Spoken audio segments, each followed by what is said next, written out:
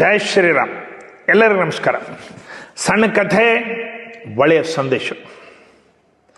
ಈ ಮಧ್ಯದಲ್ಲಿ ನಾನೊಂದು ಪೇಪರ್ದಲ್ಲಿ ಓದಿದೆ, ಸ್ಟಡಿ ಆನ್ ಅಡಲ್ಟ್ ಡೆವಲಪ್ಮೆಂಟ್ ಅಂಥೇಳಿ ಹಾರ್ವರ್ಡ್ ಯೂನಿವರ್ಸಿಟಿಯವರ ಒಂದು ಸಂಶೋಧನೆ ವರದಿ. ಅದೇ ಪ್ರಕಾರ WHO ವರ್ಲ್ಡ್ ಹೆಲ್ತ್ ಆರ್ಗನೈಜೇಷನ್ ಇವ್ರದ್ದು ಒಂದು ರಿಪೋರ್ಟ್. ಆ ಎರಡೂ ರಿಪೋರ್ಟ್ಗಳನ್ನು ನೋಡುವಾಗ ಕೆಲವು ವಿಚಾರಗಳ ತಲೆಯಲ್ಲಿ ಬಂತು.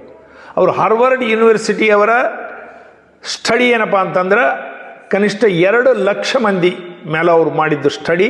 ಸುಮಾರು 10-12 ವರ್ಷ ಅದನ್ನು ಸ್ಟಡಿ ಮಾಡಲಿಕ್ಕೆ ಬೇಕಾಯಿತು. ಅದಾದಮೇಲೆ ಕನಿಷ್ಠ ಅವರು 85ರಿಂದ 90 ದೇಶಗಳು ತಿರುಗಿ ಆ ಸ್ಟಡಿಯನ್ನು ಮಾಡಿದ್ದಾರೆ. ಆ ಸ್ಟಡಿಯ ಮೇನ್ ರೀಸನ್ನು ಮತ್ತು ಇದು ಏನಪ್ಪ ಅಂತಂದ್ರೆ, ಮನುಷ್ಯ ದೀರ್ಘಾಯು 100 ಇಯರ್ಸ್ ಬದುಕೋದು ಏನು ಕಾರಣದಿಂದ ಬದುಕಬಹುದು, ಮನುಷ್ಯ ಶತಾಯುಷು ಆಗಲಿಕ್ಕೆ, ಆಯುಷ್ಯ ವೃದ್ಧಿ ಆಗಲಿಕ್ಕೆ ಯಾವನ್ನ ಪಾಠ ಮಾಡಬೇಕು. ನಮ್ಮವರು ಹೇಳ್ತಾರೆ ಹೆಲ್ದಿ ಫುಡ್ ತಗೊಳ್ಬೇಕು, ಅವ್ರು ಹೇಳ್ತಾರೆ ಅದು ಕಾರಣ ಅಲ್ಲ. ಅವ್ರು ಹೇಳ್ತಾರೆ ಯೋಗ ಪ್ರಾಣಾಯಾಮ ಧ್ಯಾನ ಮಾಡಬೇಕು, ಅವ್ರು ಹೇಳ್ತಾರೆ ಅದು ಕಾರಣ ಅಲ್ಲ.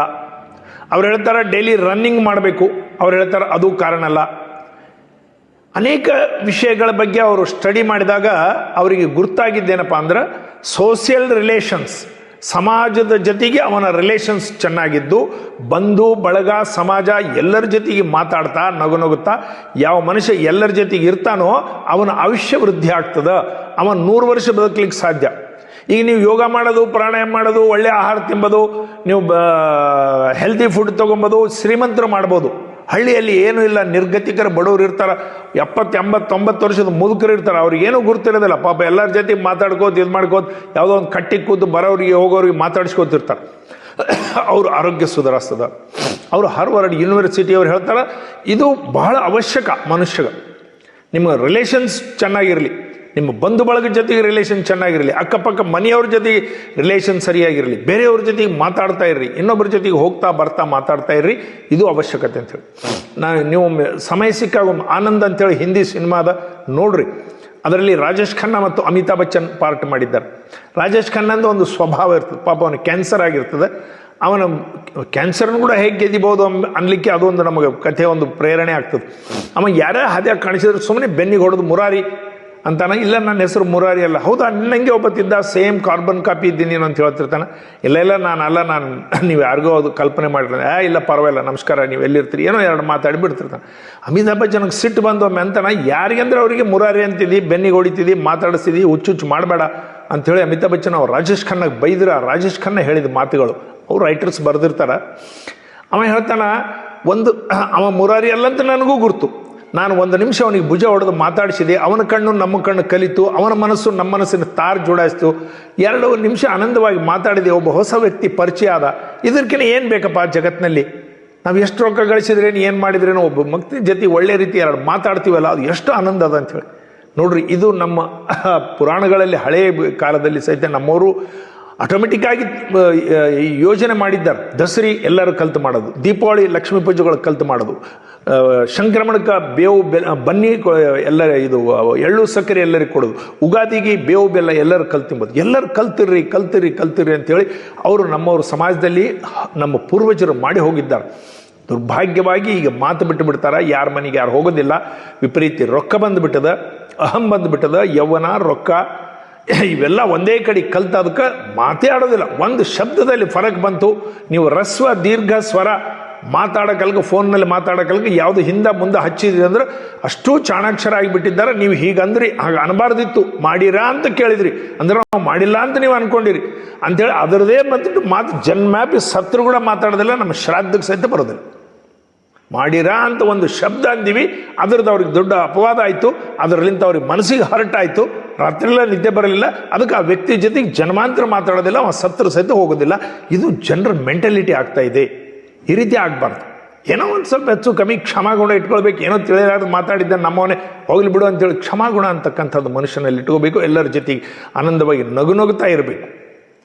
ಇದು ಜೀವನದ ಗುರಿ ಆಗಬೇಕು ನಮ್ಮದು. ಅನೇಕ ನಮ್ಮ ಕಥೆಗಳಲ್ಲಿ ಶಾಸ್ತ್ರಗಳಲ್ಲಿ ಇದನ್ನೇ ಹೇಳಿದ್ದಾರೆ. ಈ ರೀತಿ ಕಲ್ತಿರ್ರಿ ವಸುದೈವ ಕುಟುಂಬಕಂ ಅಂತೇಳಿ ನಮ್ಮ ಶಾಸ್ತ್ರಗಳು ಹೇಳ್ತಾವೆ. ಅಯಂ ನಿಜ ಪರೋ ವೇತ್ತಿ ಗಣನಾಂ ಲಘುಚತ ಸಹ ಉದಾರ ಚರಿತಾನಾಂತು ವಸುದೈವ ಕುಟುಂಬಕಂ. ಇವು ನಮ್ದೆಲ್ಲ ಹೊಸದೇನೆ ಒಂದು ಕುಟುಂಬ, ನಾವೆಲ್ಲರೂ ಒಂದೇ, ನಾವೆಲ್ಲರೂ ಅಣ್ಣ ತಮ್ಮದಿರು ಬಂಧುಗಳು ಎಂಬ ಭಾವನೆ ನಮ್ಮ ಶಾಸ್ತ್ರಗಳಲ್ಲಿ ಮೊದಲೇ ಹೇಳಿಟ್ಟಿದ್ದೆ. ಅದನ್ನು ಜ್ಞಾಪಕ ಇಟ್ಕೊಳ್ಬೇಕು. ಇನ್ನೊಂದು WHO world health organisation survey, ಮನುಷ್ಯ ಒಂಟಿ ಆಗ್ತಾ ಇದ್ದಾನೆ. ನಮ್ಮ ಭಾರತದಲ್ಲಿ 146 ಕೋಟಿ ಜನರಿದ್ದಾರೆ. ನಾನು ಒಬ್ಬರ ಭುಜದ ಮೇಲೆ ತಲೆ ಇಟ್ಟು ನನ್ನ ದುಃಖನ ಹೇಳ್ಕೋಬೇಕು, ಒಬ್ಬ ವ್ಯಕ್ತಿ ಸಿಗೋದಿಲ್ಲ. 146 ಕೋಟಿ ಜನರಿದ್ದಾರೆ. ನನ್ನ ದುಃಖ, ಆವೇದನೆ, ನನ್ನ ಮನಸ್ಸಿನಲ್ಲಿ ಇರತಕ್ಕಂಥ ಭಾವನೆಗಳು ಅದನ್ನು ಭುಜದ ಮೇಲೆ ತಲೆ ಇಟ್ಟು ಅಣ್ಣ ನನಗೆ ಹೀಗೆ ಪರಿಸ್ಥಿತಿ ಬಂತು, ಅಣ್ಣ ನನಗೆ ದುಃಖ ಬಂತು, ಮಾಮ ನನಗೆ ಹೀಗಾಯಿತು, ಅಕ್ಕ ಹೀಗಾಯಿತು ಅಂತ ಹೇಳ್ತಕ್ಕಂಥವ್ರು ಜನರಿಗೆ ಒಬ್ಬರು ಸಿಗ್ತಾ ಇಲ್ಲಂತ. 800 ಕೋಟಿ ಜನರಲ್ಲಿ 8 ಮಂದಿ ಕೂಡ ಅಂಥವ್ರು ಸಿಗೋದಿಲ್ಲಂತ. ಇದು ಒಂಟಿತನ ಬಹಳ ಆಗಿಬಿಟ್ಟದ, ಅಲೋನ್ನೆಸ್ ಬಹಳ ಆಗಿಬಿಟ್ಟದು. ಅದು ಜಾಪಾನ್ದಲ್ಲಿ ಅವ್ರು ಹೇಳ್ತಾರೆ, WHO ಜಾಪಾನ್ದವರು ಕ್ರೈಮ್ ಮಾಡ್ಲಿಕ್ಕತ್ತಾರಂತ. ವೃದ್ಧರು ಮನೆಯಲ್ಲಿ ಯಾರು ಮಾತಾಡಿಸ್ತಾ ಇಲ್ಲ, ಹೊರಗೆ ಯಾರು ಮಾತಾಡಿಸ್ತಾ ಇಲ್ಲ, ಯಾರ ಮನೆಗೆ ಯಾರು ಬರ್ತಾ ಇಲ್ಲ, ಎಲ್ಲರೂ ಬಾಗಿಲುಗಳು ಹಾಕೊಂಡು ಕೂತ್ಬಿಟ್ರೆ, ಏನನ್ನ ಕ್ರೈಮ್ ಮಾಡಿಬಿಟ್ರೆ ಜೈಲಿಗೆ ಒಯ್ದು ಹಾಕ್ತಾರೆ. ಜೈಲಿನ ಕೈದಿಗಳ ಜೊತೆಗೆ ಮಾತಾಡ್ಬೋದು, ಕೂಡ್ಬೋದು, ಹೊತ್ತುಗಮಣಿ ಆಗ್ತದೆ ಅಂಥೇಳಿ.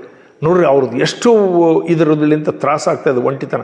40% ಜನರು ಭಾರತದಲ್ಲಿ ಸಹಿತ ಇವತ್ತಿನ ದಿವಸ ಒಂಟಿತನದಿಂದ ಬಹಳ ಬಾಧೆ ಪಡ್ತಾ ಇದ್ದಾರಂತ. ಯಾರೂ ಮಾತಾಡಿಸ್ತಿಲ್ಲ, ನಮ್ಗೆ ಯಾರೂ ಬರೋದಿಲ್ಲ.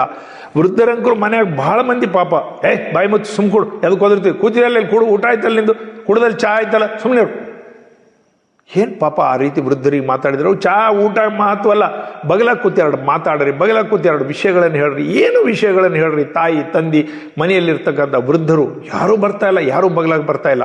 ಈ ಒಂಟಿತನ ಬಹಳ ಕಾಡ್ಲಿಕ್ಕತ್ತದ. ಇದರಲ್ಲಿಂದ ಮನುಷ್ಯರು ಯಾವುದೋ ಒಂದು ರೋಗಗಳಿಗೆ ತುತ್ತಾಗಿ ಜಲ್ದಿ ಸಾಯ್ತಾ ಇದ್ದಾರೆ. ಅದು ವರ್ಲ್ಡ್ ಹೆಲ್ತ್ ಆರ್ಗನೈಸೇಷನ್ಸ್ ಅವ್ರ ಸರ್ವೆ. ಇವೆಲ್ಲ ಸರ್ವೆಗಳು ಮಾಡಿ ಅವರೇನು ಹೊಸದಾಗೇನು ಹೇಳ್ತಾ ಇದ್ದಾರೆ, ನಮ್ಮ ಪೂರ್ವಜರು ನಮ್ಗೆ ಹಿಂದಕ್ಕೆ ನಮ್ಮ ಜೀವನ ಪದ್ಧತಿಯಲ್ಲಿ ಕಳಿಸಿದ್ದಾರೆ.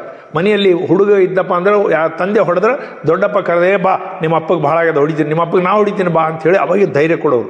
ಈಗ ಮಗನಿಗೆ ಹೊಡೆದ ಮೇಲೆ ತಂದಿಗೆ ಒಬ್ಬರೇ ಇರ್ತಾರೆ, ಗಂಡ ಹೆಂಡತಿ, ಆ ಹುಡುಗ ವೈರಿಯಾಗಿ ತಯಾರಾಗಿಬಿಡ್ತಾರೆ, ನಮ್ಮಪ್ಪ ಹೊಡಿತಿದ್ದ ಸಣ್ಣತಿದ್ದಾಗ ಅಂತೇಳಿ. ಹಾಗಾಗ್ಲಾರ್ದಂಗೆ ನಮ್ಮ ಕುಟುಂಬ ವ್ಯವಸ್ಥೆ ಇತ್ತು. ಈಗ ಎಲ್ಲರೂ ಸಂಕುಚಿತ, ಒಬ್ಬರೊಬ್ಬರೇ ಇರ್ತಾರೆ.